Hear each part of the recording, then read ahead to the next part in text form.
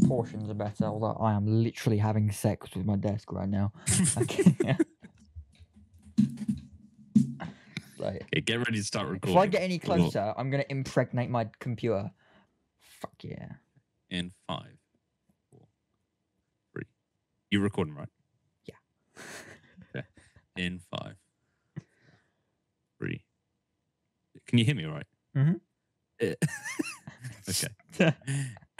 Stop asking questions and just fucking go. Hey guys, and welcome back to Fortune Theory for what is today the 6th month anniversary since we started this channel. So everything from our main episodes to our bonus episodes to our unfortunate theory BTS episodes, bloopers, all that sort of nonsense. Just everything that we've done since can't do that. 6 months ago today, basically. And this video will come out later today. This might look wrong. I'm just trying to do the click. You know the school thing? Everyone did it. Did everyone did it in school? Come on, remember this shit? Can you hear it? I don't know what he's doing, guys. Everyone has done that at least once in their life. Yeah. So I'm Oliver, and this is Patrick. If you knew. Yeah. So basically, we talk about films, we talk about TV shows. So yeah, that's basically it for us. And yeah, today we thought we'd talk about the new Suicide Squad that came out about roughly a week ago now in the UK. Yeah. He couldn't see it straight away because he crashed his car, as we all know, which is why we're still recording. As we all know, we already said in the last off topic. Yeah, we've said it like every video since then. Yeah, but I managed to go see it, and you've managed to fix up your car, so you've been able to go see it as well. I finally fucking watched it. Yeah. Yeah, haven't. It's been a pain, but well, it's basically going to end up being that we end up seeing stuff like a week after and talking about it a week after. But trying not to do that as much as possible. Try not to, but hopefully then one of the next ones will be Stillwater. Hopefully, as that literally comes out today in the UK, Friday the 6th of August. Didn't have to look at my clock at all. But yeah, what did you think of the Suicide Squad? I thought it was much better than the 2016 one we got, because that one wasn't very comic book accurate to not only necessarily the members of the team completely, but also just the enemy they were fighting. Because in the comics, the Suicide Squad do not fight the Enchantress. The Enchantress is not a Suicide Squad villain in the comics. So that was very non-accurate and non-basis at all. The only good thing about that original film was just the music, like Heathens and You Don't Own Me. Were just some great songs for back in 2016. That's one thing this one slacked, was just the music. So obviously Warner Brothers didn't take control at all. They had James Gunn, the Guardians of the Galaxy director, on this one, so that was why the film was good for once, because they had like an expert director on it, rather than the shit that they have for most of their films, minus Zack Snyder for Justice League. I think it was overall amazing. I liked they kind of gave it a lighter tone than most of sort of your average dark DC films. Fucking Starro. No, they didn't shy away from the gore at all. In fact, they almost made it comical. No. It's It's definitely not tame when it came to the gore at all. Like, that, just the opening part alone was like without spoiling it too much. The opening sequence alone was just like probably one of the most goriest moments of the whole film, I think, to be honest. Yeah. Like, for some of the characters, anyway. You kind of look at it and you're a bit like, what the fuck? A little bit with how they go about it, but yeah, it is great. It's great. I mean, music slagged a little bit. But... Yeah, it didn't have as much. There wasn't as much scores going on in this one. I realized, like you said, there was a song between Harley Quinn and I can't remember his name now, the rich character in the mansion. Like their montage. I don't think that's going to be a top chart stealer. So it was just something for the film. But yeah, there were actually like Heathens by 21 Pilots was in the original one. That was sort of its main theme. But yeah, it didn't really continue onto this one. But instead, we got some gory, or like DC gory, James Gunn action.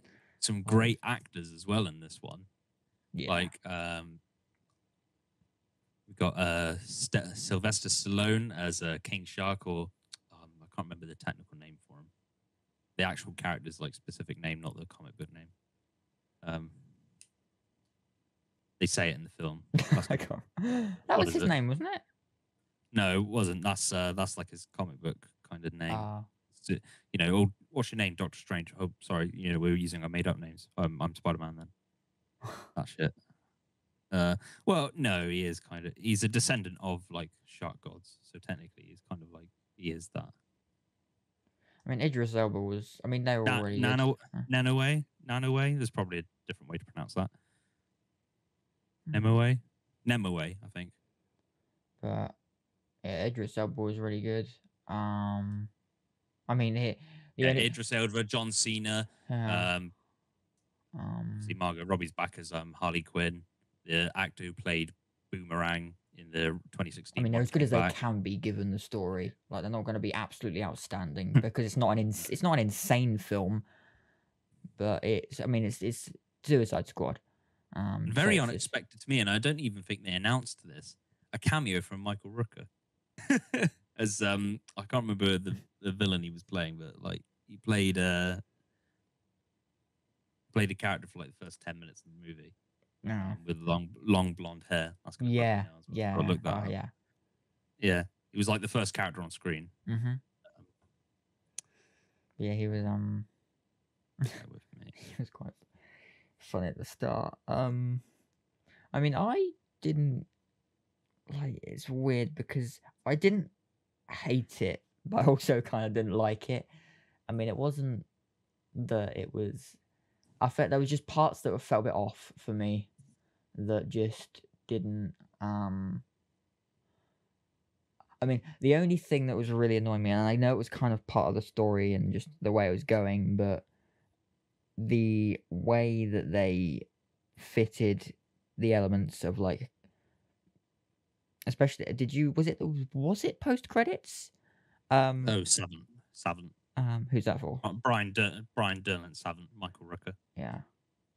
Who was the remember the was it post credit scene or pre credit scene at the end credits? Like on the beach, the weasel. Yeah, yeah, the weasel on the beach. Like I remember it's like that. Well, that's probably not the. That was I don't think that was relevant to any plot device or anything. No, I think that was just meant to be a laugh. I think there were a lot of moments that. Maybe a little bit more, yeah. Well, I think that was the whole thing, because they were like, oh, this is meant to be kind of like a funny film as well as like because you're dealing with all these like sort of psychotic villains who are trying to adjust to like a heroic lifestyle because of like not out of like willingness, out of the fact that they will be slaughtered by the government if they don't. Yeah. And they're just, it's a bit of a new strange situation for a lot of them, especially in this film again, because it's kind of like a sequel to the 2016 one, but it's also like a bit of a reboot as well, because you've got like Idris Elba's Bloodsport's basically the replacement for Deadshot. King Shark is basically Killer Croc's replacement. Can't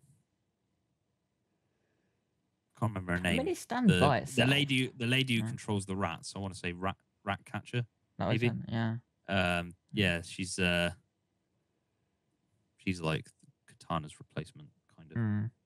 And then obviously Boomerang is in the film, but very briefly. I mean, for me, it's one of those films that it's like kind of like just the other guy. There are some films that you have on in the background, and you're paying attention to them, but you like it doesn't really matter amazingly, obviously, other than certain points. It kind of feels like the film you'd watch on Christmas Day before your grandparents turn up, and exactly. you don't show them the gore. Like, yeah, because like you and your family like it, so you're just like, oh, we'll just put that on for now. Just some noise in the background whilst you open some like small presents, or if you've got the kids over, they'll open all the like mountains of presents that suffocate you and destroy your fucking breakfast. Sorry. Yeah. So. Yeah. Any past experiences? Yeah. No, but well, not for me, but for someone I know. But yeah, I can picture the scenario. It's quite sad. I like a good breakfast in the morning. But yeah, if you did enjoy it, then I'm glad if you did enjoy it. Not your breakfast, Suicide Squad. We're glad. We hope you did enjoy it. If you did, if you were looking forward People to say Suicide Squad. Harley Quinn was the best part. People say Harley Quinn was the best part of that film, and I'm like, in terms of like just character growth and just comedy a little bit, I suppose. Yeah, like Oh, it took nothing it kind of took you out of it, amazing but happened for it took her you out of anyway. it. But like, I think it was more. It took you out of it, but it was meant to a little bit because you're following like Idris Elba's Bloodsport, and he's kind of like the main character of the film, really. And then you just have this sort of side story with Harley Quinn that kind of ties back into the main plot. And you're like, oh, she's had her original Suicide Squad film. She's been in Birds of Prey and like one or two other things as well. Like, you kind of expect she's kind of just used to all this sort of shit now. Yeah. Like, you don't need to worry too much about what she's doing. Like, everyone wants to see it though, so yeah, we'll give her a moment. She just had those kinds of moments, like what's she up to now, sort of thing. Yeah. Within basically what's going on. Something's going on with your thing, by the way. With my thing? I don't know what. Yeah, you keep cutting, going on and off camera, and then. Well, luckily only for you, but your connection's really bad. But it was pretty good. There was, I'd just say, the flow at times, and I mean, obviously there was parts where it wasn't just a complete beginning to end linear scenes. I did like the sort of unconventional like route that they took the story regarding like the American government being like the true bad guys, and like them being kind of the people that secretly funded like Project Starfish. So you'd think it's like Peter Capaldi is like the villain at first because he's like the creator behind it. He's the one who he endorsed it all and whatnot, and like worked on it for years. And you think he's like the bad guy, and he kind of is. He's like the terrorist, but for the government. But then he's not really the bad guy purely because the hired Star bad guy. Starfish. Yeah. Because Star of the Starfish has its own like agenda post that, and it double crosses him, destroys him anyway. Without spoilers, but who cares? It's been out for a week. Like seeing Peter Capaldi in a film with John Cena was fucking weird though. Even though the characters just don't like You think Peter Capaldi, you think like BBC's Doctor Who, you think John Cena, you think like WWE wrestling, anything American. What's he been in recently? Fast and Furious 9. So is it not? It's a strange like kind of weird dynamic. Mix. Yeah, I do feel like as much as I loved John Cena in that role, I do feel like he kind of jumped between just playing the same sort of character in two different sets. Like Peacemaker is obviously based on an already pre-existing character, but when he was in Fast and Furious 9, it was like a whole new character he's bringing in. I felt like he just sort of jumped from Suicide Squad set and just played the same character in Fast 9, and then just kept doing the same thing back and forth to a point where he didn't have to do much because he was basically just playing one character with just two different names. Yeah, and not to like... In one role, he's got a cross necklace, and the other one, he's got a toilet seat on his head. So, yeah. It's a peace helmet! And a piece of cheese on his chest. That thing looks like a fucking cheese on his chest. I went to go see it, and I was really tired when I went to go see it, and there was something wrong with the film at the start because the cinema I work had a few issues with the screenings for Suicide Squad that day, so there was issues during the adverts. And then the film actually kind of started like half an hour late, and then it got into it, and I was feeling a bit tired, and I was like trying to force myself to stay awake. I was just chugging my work drink, so I'd finished the shift and then went straight to the film.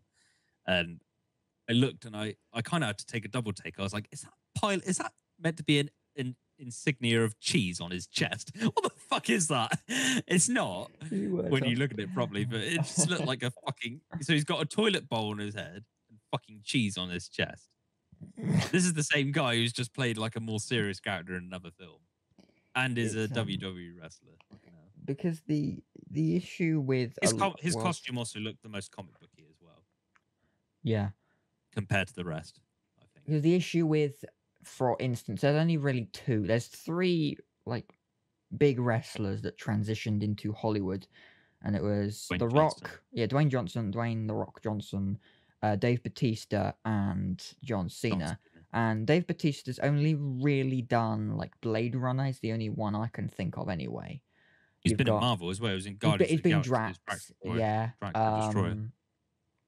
And obviously you got like John Cena, who's kind of he transitioned quite late into Hollywood. He's obviously done Fast 9. Yeah, I feel like he's come. He like The didn't Rock really start was coming the into it like until. origin of like WWE stars becoming Hollywood actors.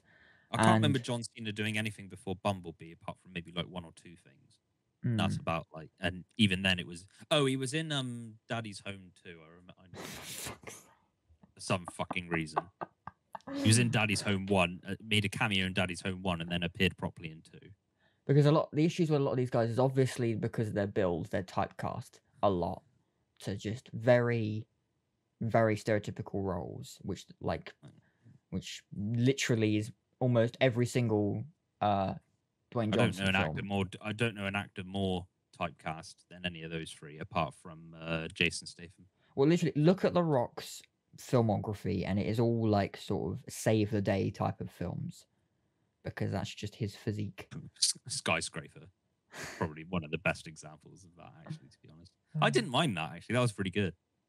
Yeah, but we're getting off topic now anyway. It's not even off topic. That's for Mondays. But yeah, it was that. So, for instance, yeah, John Cena was very typecast into this role, and check your camera. But overall, it for me the part, because you've already spoiled the end. I'm not really spoiling it, but the opening, it felt like that wasn't. It was just explaining like their process now of like Suicide Squads and how they have teams of them, because obviously at the start it doesn't link to the group at the end, but it's like within the first like 12 to 13 or ish minutes we get, we meet them all in the end. But if it was me, I would have probably had the story start with them instead of it just being the random group, because the random group wasn't really necessary, was it? Because I mean, Margot Robbie wasn't Harley Quinn wasn't part of the group that Pete Davidson's character with like the Weasel and she was part of them to begin with. She was part of that cool, team. she was, yeah. Yeah. Because that was the only real connection. I think that was just meant to reintroduce the idea of what Task Force X was. Before you show a better version of it, which was like the B team, which ends up becoming like the pure Suicide Squad. Because that opening scene is literally just, the opening complex fight scene is literally just an excuse for gore galore. Like it's just an excuse for a little cool like night beach scene, and then everyone it's just carnage. But yeah, the rest of the film was it had its moments, and it was all right. But is there any other Suicide Squads? Is there anything happening now? I'm assuming you'd know more than me. Not that I know of. I mean, this will probably deem some sort of like continuation. You've got the Peacemaker series with John Cena, because his character was resurrected at the end, kind of didn't die. He was in a hospital bed. Yeah, it's like they kind of need him to. The woman says like she kind of needs him to save the world or whatever. Oh, no big deal. Just kind of need him to save the world. And I was just like, oh, he's fucking alive. He had such a dramatic death in the film. That's the thing. Like that whole plot twist with securing the disc and the American government being the bad guys, and that members of them, one or two members of them, turning on each other and whatnot. That felt very unsettling, because it was like, so who's the pure team? And then you get the pure team afterwards, because you've got Harley Quinn, you've got Bloodsport, you've got Polka Dot Man, King Shark, and Ratcatcher, and they end up becoming the pure Suicide Squad at the end. Fucking Idris, the whole "it's your mum" thing, that fucking got me to bits. So dumb. Polka Dot Man, it's your mum, and you just see this every moment where it's his mum lady. It's his mum is just retired, and when he's stood in the forest and they're trying to carry on, and they're all his mum. His mum.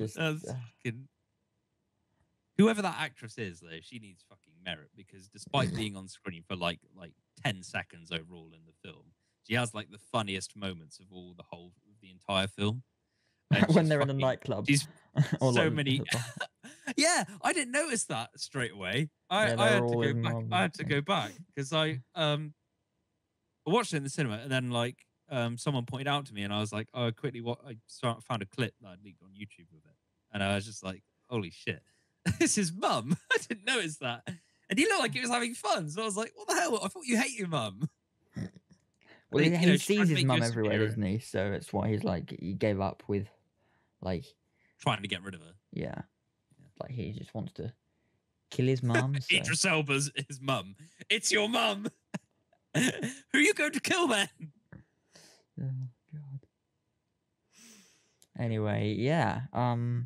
The Suicide Squad. Okay, Will we get the Suicide Squad 2 or technically Suicide Squad 3? What do you think? Technically, it would technically be free. I'd probably say yeah. Yeah, it would be well. I wouldn't say no to not watching it. I don't know if it will focus on the same team.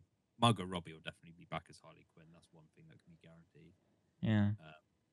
Obviously, I don't know about Peacemaker. He's having his own TV series, which is kind of like a spin-off to the movie. So I don't know if that will lead him back into the mix for a third one. As much as I'm not big on DC, I probably will watch that as well. Like depending on where it is, I feel like it's going to be a HBO Max sort of thing. So I don't know if it's going to be available in the UK. I'd assume it would be. Yeah. It's going to be like probably on like Prime Video or something. Oh. Maybe. Well, there we That go. would be on Disney. It never goes on to Disney Plus, does it? No, that would compete with Marvel completely. Although they'll both end up owning both, but probably. Yeah, one day. Well, there's been rumors about a crossover film or project between Marvel and DC, so that'll be interesting whether that is. Whenever they get around to actually doing that, fans have been wanting one for years. Prove who's the superior universe. All right, Marvel fan. All they need to do is get rid of everything DC, apart from most of the villains and Batman and Nightwing, and then just give them to Marvel, please. Because, like, you know, Batman is a Marvel character. Now, you know, everything's the same. There's no such thing as Superman, Wonder Woman, all that crap. It's all just in Marvel. You wouldn't have Superman? Oh. No, I wouldn't have Superman. He's just the most tame. I'm using tame in the wrong context here. Yeah, the most lame. He's the most lame superhero. Because he's kind of arguably the best one. He's the first one. Yeah. That ever existed, I think, properly. Hence the Superman. Like rather than, you know, Silky Blue Boy or whatever, or you know, Krypton Man. And on that note. Not on that note. Well, yeah. Before we get too much hate from controversial fans of, you know, got a bunch of like fat glass. Careful. Yeah, you are being recorded. Yes, you know. Those before we people. get basically just nerds. Before we get like nerds and geeks and all those types of people, no matter who they are, like just coming to the house with like pitchforks and torches. It's not Shrek. Yeah. It's not Shrek or the Simpsons movie. Simpsons movie, that's a good one. Yeah. They talked about doing a sequel to that as well. That'd be interesting. But yeah, on that note, if you guys want us to say anything more, usually you don't, because every time I say this, no one ever bothers. So yeah, either we've said our piece, or you know, we've not got to this point. You've not got to this point in the video because you can't be fucked with our bullshit anymore. Who can be? Yeah, fair enough. If you want us to add anything, leave in the comments. Please don't, because I can't be fucked really to talk about Suicide Squad. as much as I didn't mind it, it's just not. DC's just not for me. I don't know if you can tell, but yeah. Paired his dislike for DC and me just personally not finding it a great film. This episode's just been one of those ones. But yeah. Anyway, if you enjoyed it, we're glad. We hope you enjoyed it if you did. Yeah. But there we go. And remember, y'all, family. No.